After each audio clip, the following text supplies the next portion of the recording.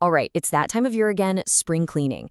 But look, this year, let's go beyond just dusting the shelves and decluttering. We're actually on a mission. We're going to tackle a hidden enemy, one that's been quietly setting up shop in your home all winter long.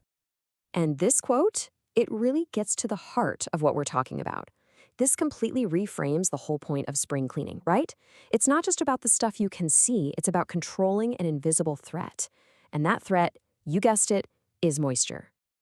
So, where does that leave us? Well, if moisture is the problem, then mold is the enemy it creates. And let me tell you, this foe is sneaky. It absolutely loves hiding, just waiting for the right conditions to pop up. So today, we're officially going on a hunt to find it. Our number one target is mold. It just thrives in those damp, neglected corners, especially after a long, wet winter. And once it takes root, it's way more than just an ugly spot on the wall. It's a serious threat to your house and even your health.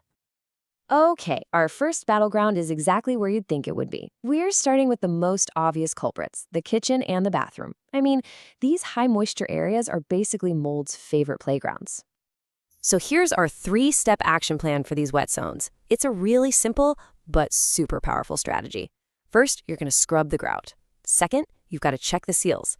And third, something almost nobody does, you're going to clean out that refrigerator drip pan. Let's get into the details here. For the grout, you can use a special antifungal cleaner, or even a simple mix of vinegar and baking soda works great.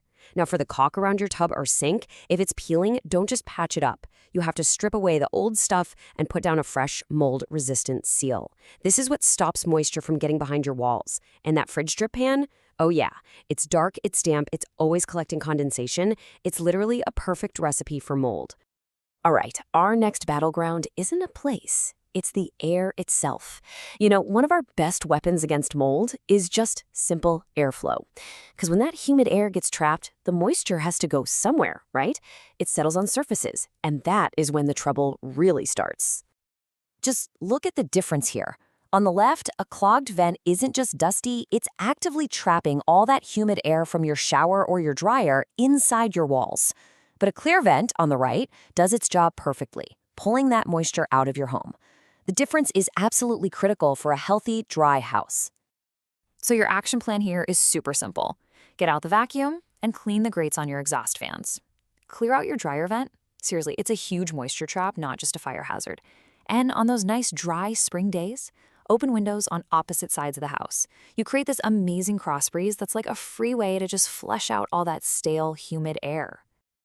Okay, so we've covered the obvious spots. Now it's time to venture into the hidden danger zones. We're talking about areas where moisture can build up completely unnoticed, creating some major problems down the line. Here's the number you have to remember, 60%. See, mold doesn't need a huge flood to get started. All it really needs is for the moisture level in the air, what we call relative humidity, to get above 60%. That's the threshold. That's when those dormant spores wake up and start to grow. This chart lays out our mission for those hidden zones perfectly. Okay, in the basement, you want to set your dehumidifier somewhere between 30 and 50%. That keeps you well below the danger zone. In the attic, get a flashlight and look for any water stains on the wood. That's a dead giveaway of a leak. And hey, don't forget the outside of your house. Clogged gutters and mulch piled up against the siding can trap water right against your foundation.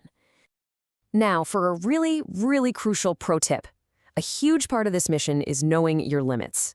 Some battles are just too big to fight on your own, and that's when you have to know when to call in the professional reinforcements. Burn this number into your memory, 10 square feet. We're talking about a patch of mold that's roughly 3 feet by 3 feet.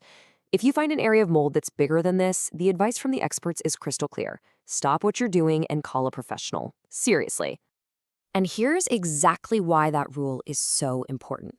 When you try to clean a large mold colony yourself, you can end up releasing millions, literally millions, of tiny spores into the air. And where do they go? They travel right through your HVAC system and can end up in every single room of your house, making the problem 100 times worse. So, let's redefine what victory looks like here. A truly successful spring clean doesn't just mean your house looks tidy.